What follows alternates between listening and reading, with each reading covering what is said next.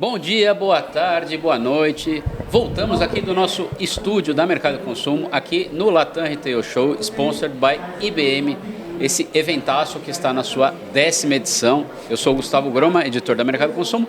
Ao meu lado, a Ayana Freitas, editora executiva da Mercado Consumo. Tudo bem, Ayana? Tudo ótimo. Mais um Latam Retail Show, mais uma cobertura especial Mercado Consumo. É isso aí. E, para variar, temos um convidado muito legal, muito importante, que acabou de descer do palco aqui do Latam Retail Show, né? Que é o Richard Albanese, que é fundador, CEO, comercial, estagiário de tudo. Richard, garoto propaganda. Bem-vindo, muito obrigado por bater papo aqui de novo com a gente. Você sempre está aqui com a gente na Mercado Consumo e bem-vindo. Muito bom, obrigado. Obrigado por me receberem mais uma vez, é uma honra. E aí esse papo do vendedor é porque realmente eu sou vendedor, eu estou junto com o cliente, eu quero estar junto com o time, estagiário de todo mundo. Bora fazer acontecer, então é muito legal, mas é muito bom estar aqui com Só para vocês. destacar aqui, a gente está de frente para o stand da Deled aqui no Latam Retail Show e é um stand incrível, né? Primeiro que está na entrada do evento, então já chama a atenção por conta disso. Mas é sempre um stand cheio de novidade, cada ano a gente imagina o que a Deled vai trazer, né? E cada ano tem uma coisa diferente. Aí tá fantástico. Para você que vem no Latam, que virá ainda aí nos próximos dias, não deixe de passar aqui pelo stand. Aproveite e passa aqui no Mercado de Consumo também no nosso estúdio para dar um abraço na gente. É muito legal, a gente sempre para tirar foto. Se vocês quiserem tirar foto aqui com a gente no estúdio da Mercado Consumo, pode vir também. Richard, conta pra gente um pouco do que você falou no palco, que obviamente tem a ver com Retail Media. Sem dúvida nenhuma, né? A gente vem, acho que ao longo dos últimos anos, defendendo muito trazer inovação para o varejo. Acho que esse aí foi sempre a experiência, e aí a grande mudança era, poxa, o varejo vai acabar. Até falei com o Gouveia, poxa, né, quantas vezes a gente ouviu o varejo vai acabar, não vai ter mais varejo físico, né? E estamos falando de loja, né? E aí você vê o que eu sempre defendi, a gente vem defendendo muito nos últimos anos, que o varejo vai passar por uma transformação e trazendo cada vez mais a experiência para o seu consumidor. Só que o que está mudando, né? E aí vem mudando nos últimos 2, 3 anos, é que ele passa a sair somente da experiência e passa para trazer novas receitas, monetizar. Então acho que o grande desafio nesse momento, quando a gente fala de Retail Media e In-Store, é como que a gente ajuda os nossos parceiros, ou seja, os varejistas, a rentabilizarem o ponto de venda. E aí o desafio é não somente com a verba de trade, mas com a verba de marketing. Como que a gente une isso, né? Como que a gente consegue trazer a verba comercial, a verba das agências, a verba de trade, unir tudo isso dentro do ponto de venda, que hoje, né, quando a gente pega, por exemplo, eu dei um exemplo do varejo alimentar, 90% ainda do consumo do Brasil está num ponto físico. Então quando a gente fala, online, tudo é online, cara, a gente tem varejista aí com 5%, 7% online. Então, assim, na média, 90% ainda está dentro do varejo físico. Então, se a gente pensar isso, que a gente está no varejo físico, no momento de decisão de compra, e aí as marcas poderem falar com os seus consumidores. Você acabou de falar aí, bom dia, boa tarde, boa noite. Eu achei incrível, que é o que eu sempre falo. Imagina você conseguir ter campanhas publicitárias, ter uma comunicação mais assertiva, falando para o teu consumidor de manhã, bom dia, boa tarde, boa noite. Né? Você conseguir ter essa inteligência e aí trazendo novas receitas, cara, é algo que é mudança totalmente, acho, da cultura, que sai. O grande ponto que eu trouxe foi um slide assim, hoje, digitalizar o ponto de venda é um custo? Porque ele fala, não tem dinheiro, mas não precisa ter, porque na verdade a gente vai trazer novas receitas. Ô Richard, você falou muito agora de desafios, né? Mas é um grande caminho de oportunidades também, né? Sem dúvida.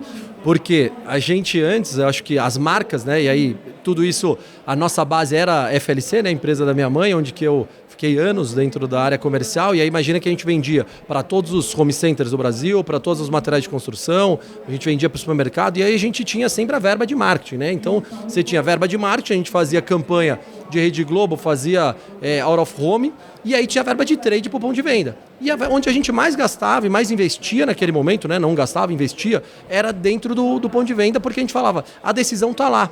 Não adianta nada a gente ir lá para a Rede Globo, falar, compre FLC, e aí ele chegava no ponto de venda, tinha outra marca. O vendedor vendia outra marca. O consumidor não ia deixar de comprar a lâmpada porque não tinha FLC. Então a gente entendendo isso, a gente falou, poxa, onde nós temos que estar? Onde que é o momento de compra? O momento de compra e de conversão e de decisão está no ponto de venda. Então a gente investia muito nisso, mas com uma verba de trade.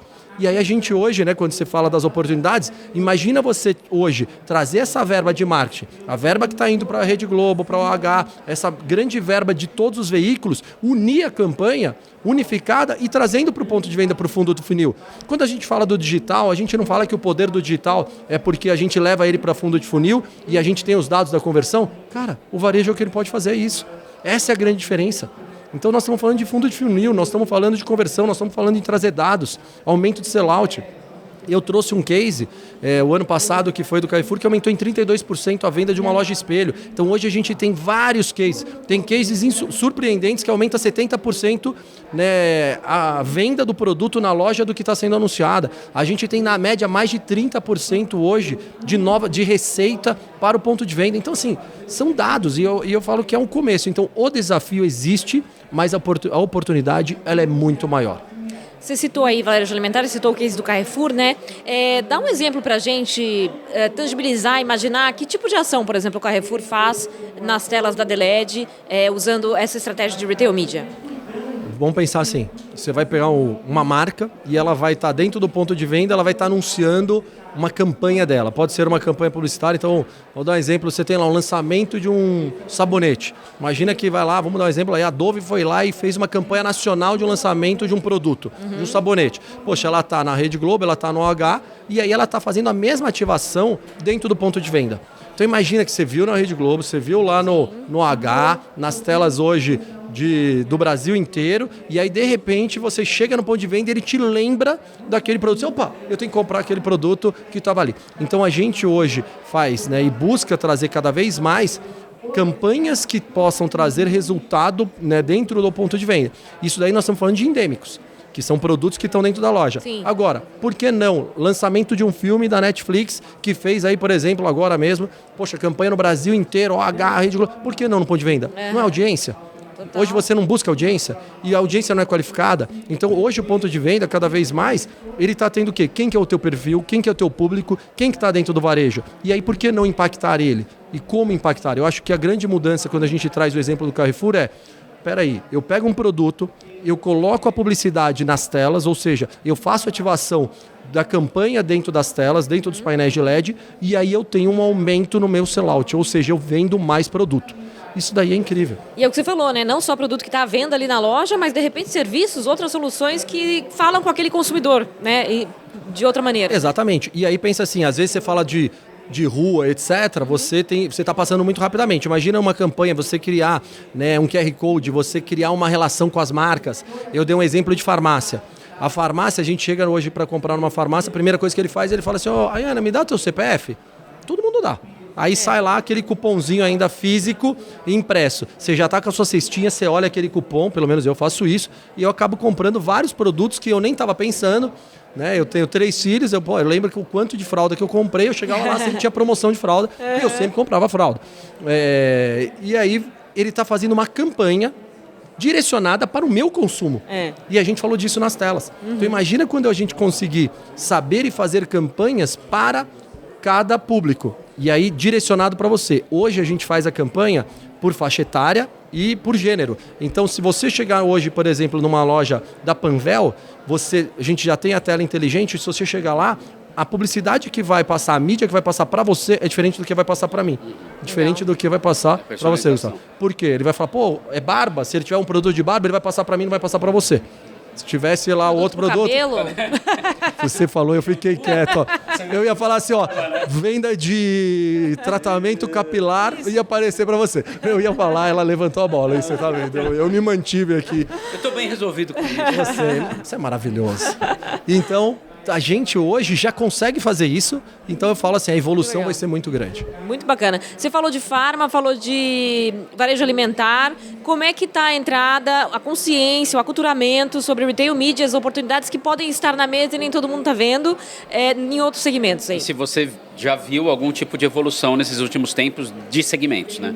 Primeiro o alimentar é o que está mais com uma evolução muito maior. O farma, né, acho que aí a gente tem um case gigantesco e aí ele já vem se evoluindo muito, ele vem se digitalizando, mas ainda não tão digitalizado como não tão consolidado como já está hoje o varejo alimentar, né, de entendimento, mas eu acho que está todo mundo trabalhando para isso. E que a gente vem investindo muito é material de construção, e aí a gente tem um grande case do Leroy, e aí foi um grande desafio conseguir digitalizar todas as lojas. Então imagina hoje 100% das lojas do Leroy digitalizadas, todo ponto de venda. Isso daí é uma grande mudança para o setor. E aí hoje é buscar, né? Eu saí do palco, veio uma pessoa de material de construção, né? Um cliente de material de construção, falando, olha, você falou que era para te procurar material de construção. Pô, eu vim aqui, eu quero digitalizar, eu quero fazer, como que eu faço? Como que eu trago novas receitas? E aí eu dei o exemplo. Cada vez mais, né, as marcas vão querer vender uma grande quantidade de lojas e um varejo. Ele não vai falar assim, olha, eu só quero um varejo específico. Ele vai querer audiência daquele público que está naquela conversão. E eu acho que o varejo, né, quando a gente fala do material de construção, a gente está falando com o dono ainda, né? Sim, ele é muito relacionado ainda o dono da marca. É igual a gente quando era FLC. Então, ou seja, você tem um negócio muito grande, mas você é o dono, você é o decisor ali. Então, você não tem ainda nem agência. Muitas das marcas não têm agência. Então, eu acho que tem um caminho muito grande para a gente fazer. Óbvio que aí vai vir aquela história. Pô, mas eu já dou a verba de trade. Eu já faço tabloide. Eu já faço isso. E a gente vai meio que juntando tudo isso. E aí eu falo que vai ser uma publicidade, marketing, mídia, comercial. Vamos juntar. E o importante, no final de tudo, é trazer novas receitas. Ou seja, uma marca que investia 1 milhão com um varejo, a gente quer que ela invista 2 milhões, 3 milhões. Eu acho que esse é o desafio, como a gente traz novas receitas. Muito bom. Maravilha, maravilha. Richard, brigadíssimo por mais uma vez conversar aqui com a gente, por estar aqui no Latam Retail Show, né? Sempre bacana. Parabéns pelo stand, que está sensacional. Vamos bater foto lá depois, né, Ana? Por favor. Exato. E aí vocês estão bem de frente, ó. Tá ótimo. Vocês ficam o dia inteiro ali, deled.